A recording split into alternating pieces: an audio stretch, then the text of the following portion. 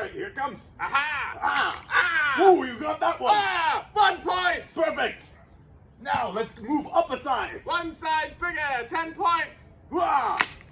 10 points! Good job.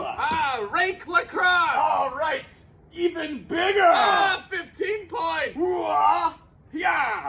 Aha! Ooh-ah! I'm way better at this in the actual video! Yes! Now the big one! No! That's too big! It's big! It's too big! No! It's too big! Oh yeah! Woo! We got it! Yeah! Oh, hey, look, everyone's here! Everybody! Hello, everyone!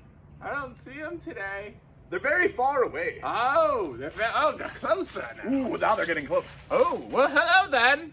Hello, everyone, And back and welcome back here, where we is, to the lands. of Shulan. Yes. Now that everyone's here, let's go ahead and start with some stretches, seeing as how that is our favorite thing to do. Stretches! And if you can guess the art piece that we're from, you get 10 bonus points. 10 bonus points! We'll stay still for 3 seconds for you. You have 3 seconds to guess.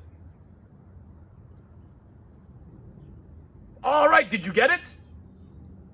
I hope so. Alrighty, so let's move on to our very first stretch. So, once again, we're gonna do our arm stretches first. So everybody take one of your arms, put it out nice and straight. Take your other hand and pull back on your hand so we get a nice stretch here in our forearms. Yep. So, let's go ahead and count to 10. 1, 2, 3, 4, 5, 6, 7, 8, 9, 10. Awesome. Let's go ahead and switch arms.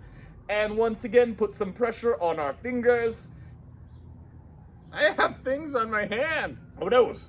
And 1, 2, 3, 4, 5, 6, 7, 8, 9, 10. Awesome. Let's go ahead and do the arm behind the back, where we put one hand behind our back, put some pressure on our elbow, and count to 10.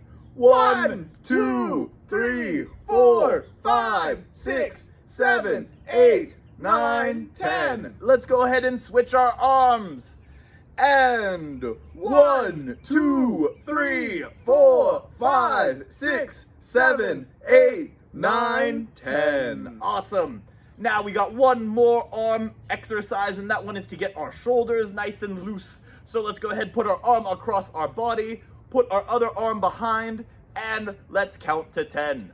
1, 2, 3, 4, 5, 6, 7, 8, 9, 10. Let's go ahead and switch arms, and 1, 2, 3, 4, 5, 6, 7, 8, 9, 10. Awesome. Now that we've gotten our arms nice and stretched, we can do our leg stretches. Leg stretches. Go ahead, put your hands on out. Ding ding. Bing bing. Ding ding. Bing bing. Ding ding. Bing bing. All right, touching the toes. Ooh, good stretch. Yep, touch all of them. 1, 2, 3, 4, 5, 6, 7, 8, 9, 10. 10. Yay. Yay. All right, now go ahead and wind that out. Nice and wide. Ding ding. Bing ding. Ding ding. Bing bing. And down again. Wah. 1, 2, 3, 4, 5, 6, 7, 8, 9, 10. Woo-hoo. Those are some good stretches. Good stretches. Awesome. So now we're going to do our exercises. Exercises like running in place or... Around your backyard. All right, on 3. Make sure you do those high knees. High knees. 1, 2, and 3. High knees, high knees, high knees, high knees, high knees, high knees, high knees, high knees.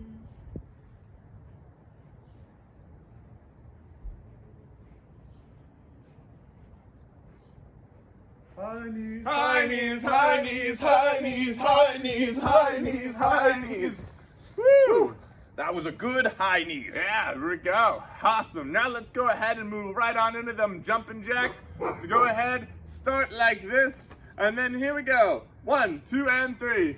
1, 2, 3, 4, 5, 6, 7, 8, 9, 10. Awesome. So now that we've gotten a couple of our exercises, we have one more, which is our arm swirls. Arm swirls! Out! And swirl forward for 10 seconds. 1, 2, 3, 4, 5, 6, 7, 8, 9, 10. Awesome. Now the same thing, but backwards. All right. 1, 2, 3, 4, 5, 6, 7, 8, 9, 10. I was swinging so fast I hit a bug Oh noes. with my windmills. Good thing it wasn't a bird. Yep. All right. So, now that we've done all of our exercises, we can move on to our history today. Yay! So today we're going back to ancient China. Ancient China! And the first thing we're gonna start off with is something super important that China invented. Whoa, they invented things! Yes. Lots of things! And this invention comes all the way from the 600s BC. And that is a crossbow! A crossbow! It is a crossbow. So a lot of you have been asking us about crossbows. So today we're gonna go over them. So what makes a crossbow unique is that you store all of the energy in the string and it locks down here, and then we use a trigger to release the string. So in archery, we do everything by our hand powers. We pull the string back, we hold it at our anchor point, we count 1, 2, 3, and let go. A crossbow works a little bit differently in that we already store the energy and it's all stored up there. So when we're ready, we aim and use the trigger. So now that we know a little bit about the differences, let's go over some of the parts. We have all sorts of different parts. So up here, this is called the stirrup. And what it is for is in ancient times, they had to put their foot in the stirrup in order to get enough leverage to pull the string all the way up and lock it into place. We're not gonna lock it into place today because we can't shoot the bolt without it being in there, because we can't dry fire the crossbow or it might get broken. So we're not gonna lock it back into place. Now, the next piece is this part right here, which is actually made out of metal that's wrapped with leather. And this is called the lathe. It's called the lathe. Now, our next one is right here. This is where the string locks into, and it is called the lock. I know, that one's very complicated. Now, the next one that we have is all of this wooden piece here is called the tiller. It's called the tiller. The tiller! And then our last piece, of course, if you flip it around, is our trigger.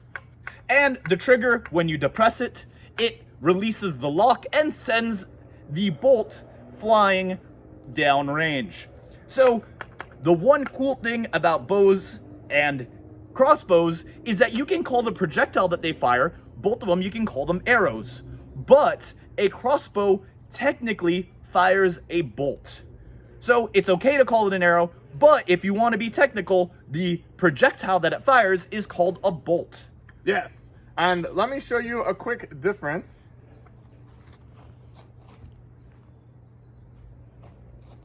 As you can see, if we were to load an arrow on there, it would be much, much too long. And so that's why we call them bolts. A bolt is only gonna be big enough to fit in this spot right here. It's gonna be a little bit thicker, and it's gonna be a little bit, well, quite a bit shorter, so that it fits on here, because you wouldn't want this sticking out. It'd probably tip over like that. So a crossbow bolt is going to be smaller. So now that we've kind of gone over what a crossbow looks like and what its parts are called, the reason why crossbows were used in battles and by armies is because it's super easy to train someone how to use a crossbow. So in medieval England, if you were a longbowman, you had to practice by law once a week, and that was for your entire life that you had to practice. But if you were just a normal soldier in the rest of Europe at the time, they just handed you a crossbow and they taught you how to use it within about a week. in ancient China, they had the exact same idea. They saw that you could make a bunch of crossbows and then give them to a bunch of troops, and everyone would be able to use it. So you did not need specialized people. So it made the crossbow a lot more available to use in battles. Exactly. So basically, bowmen who would use a bow and be a regular normal archer, they would be a lot more skilled than the people handing these out. These are for the every person folk, and the bow and arrow is for the skilled, advanced soldier. Right, and the reason why that you would still want a bowman over a crossbow is because a bow can shoot about 12 arrows in a minute, where a crossbow can only shoot about 3 or 4. Exactly, because I have to bring it down, Put your foot in it, and pull it. yeah. And then I have to re-bring it up and then point it. So it takes a lot longer to work and manipulate. But the crossbow was so important that even Sun Tzu wrote about it in his book, The Art of War. Ah! And it was so important, he included it in 2 different chapters. 2. Yeah. Now, the crossbows go back very far time in China's history, even to the point where they were included in the terracotta army of the tomb of King Qin. So he thought that the crossbow was so important, he was going to make terracotta replicas, which is kind of the same material you make pots out of, and they put them into his tomb to protect his tomb. Ooh, that's a very long time ago. Yes, it was all the way back in ancient China that they did this. And so, where do you think the crossbow went? Well, it kind of had the same problem as a bow. Eventually, gunpowder was invented, and then there was no more reason to use a crossbow. Because the guns were a lot better, faster, and more dangerous. Right, but that doesn't mean that we don't have modern crossbows today. And so this is an example of one of our modern crossbows. As you can see, it looks pretty much the same. The main difference is the trigger and how that looks now. And exactly. It's a trigger, a lot more like a modern gun, and the handle is more like a pistol instead of being just a straight kind of stick. yeah, And instead of being made out of wood that'll eventually deteriorate a lot quicker, it's made out of a very durable metal. It's actually significantly heavier. yeah, actually. this one's kind of light. That one's probably at least twice as heavy. Yeah. If I was gonna have my own to use in battle, I'd want maybe like an aluminum one. This one's heavy. This one, Yeah, you don't want to run around with something that weighs so much. Yes. Also, you can see it has a modern sight system on it as well. As where this one is kind of just point the arrow where you want it to go. Right. And this one is missing this top piece where I was putting my foot in. And when I pull back this one, because it does not have this foot piece, it is very difficult to pull back. I don't even like doing it. I have to like press it against my chest and pull it back, and it hurts. It's painful. And so I much like this a whole lot better. So I guess maybe on this one you would pull it from your shoulder. Yeah, that hurts. Yeah, it takes a lot of power to pull one of these back, so you definitely need a bunch of leverage. Yes, exactly.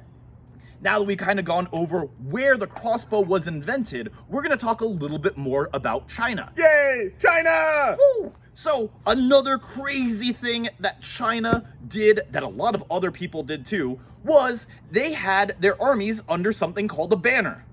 So, have you guys ever seen a logo or your favorite sports team's mascot? That's a version of a banner. Yes, and that goes back to an old tradition that many different places around the world and cultures and armies and royalty all had, and this is going to be the word heraldry, and it's basically what we have with logos. So all of our different football teams, they all have a different logo, so even if you don't know what someone looks like, you've seen that logo a bunch of times, and if they're wearing that logo, you can go, they are on the Baltimore Ravens, or they're on the Tennessee Titans, or they're on the Chelsea football team. So you can see that logo and know exactly what team they play for, even if you've never seen their face. And that's going to be the same way back in ancient China. And in ancient China, they're going to make a banner. And it might look something a little bit like this. It might make something look like this. My Chinese craft with the paint and brush is not so great. But if you would see a symbol, you could see a symbol and know what that symbol means, even if you've never met a person. And so kings, queens, generals, or different groups of people would have their own banner, and this would be in China or all the way back in medieval Europe and the Mediterranean times. They might have a banner or a flag that has a symbol on it that represents who they are. So even if you've never seen that person, you would know who it is because you've seen a picture in a book or something else of that particular symbol. So for instance, a good example of this is Richard the Lionheart. He probably is going to have a flag or a banner with some lions on it. So you could see that in a book, and then when he's coming to town, you would know it's Richard the Lionheart because of his banner. And the same case right here. I did my best rendition of a Chinese symbol that means bow.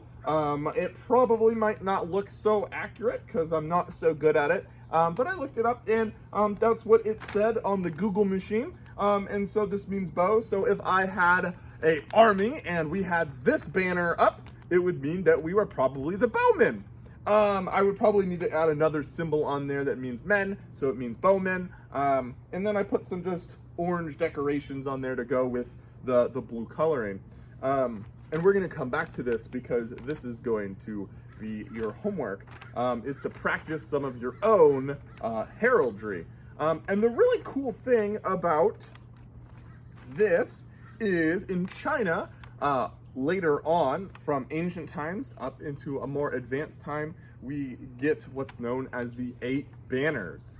And they develop this, and it starts out as kind of being a military administration thing, and it ends up being each banner for all of the different parts of that kingdom's administration. So that would be kind of like in the United States.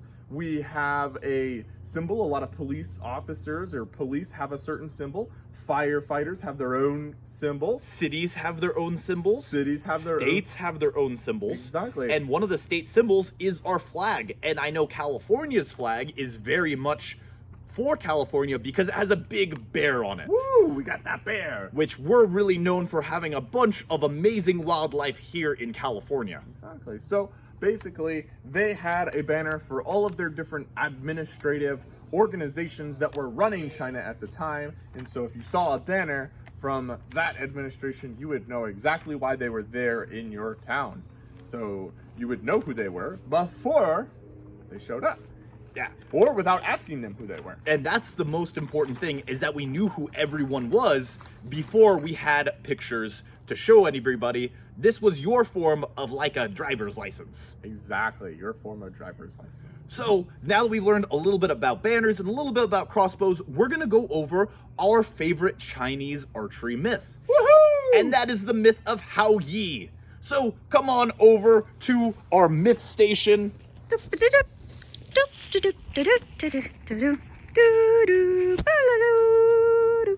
And now that we're over here at our myth station, we're gonna tell you about the myth of Hao Yi. So one day in ancient times, there was 10 suns, as you can see. And originally, all 10 suns went by the sky one at a time. But unfortunately, one day, all the suns decided, you know what? We're tired of going across the sky as one whole, as one by one. So they decided instead to all stay out in the sky together. Unfortunately, this angered the king. And so the king went to a man by the name of Hao Yi, who was the best archer in all of the lands. And he told Hao Yi, you need to go out there and tell the suns that they need to go away and go back to the way that they used to cross the sky one at a time. Unfortunately for Hao Yi, the first time he went out there to talk to the suns, they ignored him. And this angered Hao Yi immensely. So he went and got his bow and shot a warning shot, like I just did, at the suns. Then the next thing he did is he waited for the sons to respond, and they once again ignored him, which angered him even more. So then he decided to, next time, he was not going to miss, and he was going to shoot one sun at a time until there were no suns left. So Hao Yi, in his anger, decided to keep shooting all of the suns. Now, what made Hao Yi so important for the Chinese history is that this myth explains how we came about with our only single sun. And the reason why you do not want 10 suns is, could you imagine how hot it would be with all 10 suns up in the sky? So Hao Yi continued to shoot and shoot and shoot until all suns but one were gone. And then something amazing happened. Oh, Hao Yi, I am the mother of all of these sons, and you have shot all of these sons, and they are my sons. Would you please leave one of my sons here, because he is my son? And if you shoot my last son that is a son, all of humanity will be doomed, for there will be no more light to grow the plants or the foods, and you won't be able to see anything anymore. So please, leave the last son, for he is my son. I may be angry, but I agree with the sun's mother, and I will leave the last son so that way humanity can prosper. Oh, thank you, Hao Yi. You're welcome, sun's mother.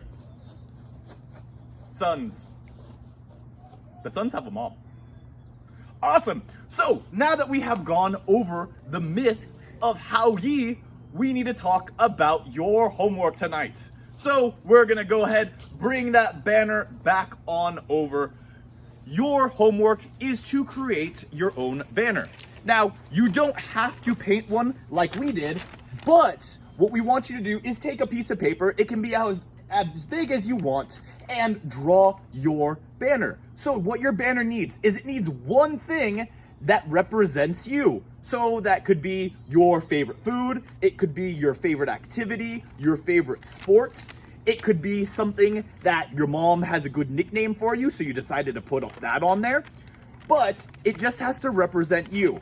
The second thing it needs is that it needs a border. And borders are super important because multiple people can choose the same object. So you might have two different banners with a bow on it. But how we tell that they're different is that their borders are different. And then the next most important thing is to make sure we choose at least 3 different colors on our banner, because the different colors then will definitely differentiate us from other people as well. Exactly. It's very, very common for someone to choose a bird, and you're going to need to choose a different color of that bird. And then you're going to also want the banners to, or the outside of the banner, the border to look different. So if you look at modern times, if you look at the NFL football, you have multiple birds. You have the Ravens, the Falcons, and the Seahawks, and they're all birds. So they made the birds look a little bit differently, and they also chose different colors. And so that's kind of like choosing a different border, choosing different colors, but they all did pick a bird. Right. So that is your homework for this week. Make sure that banner is at least a full page and has 3 different colors and one thing that represents you and a nice border. Exactly. So with that, we've learned about Hao Yi, China, and the crossbow. And so, Goodbye. bye. Goodbye now. Goodbye.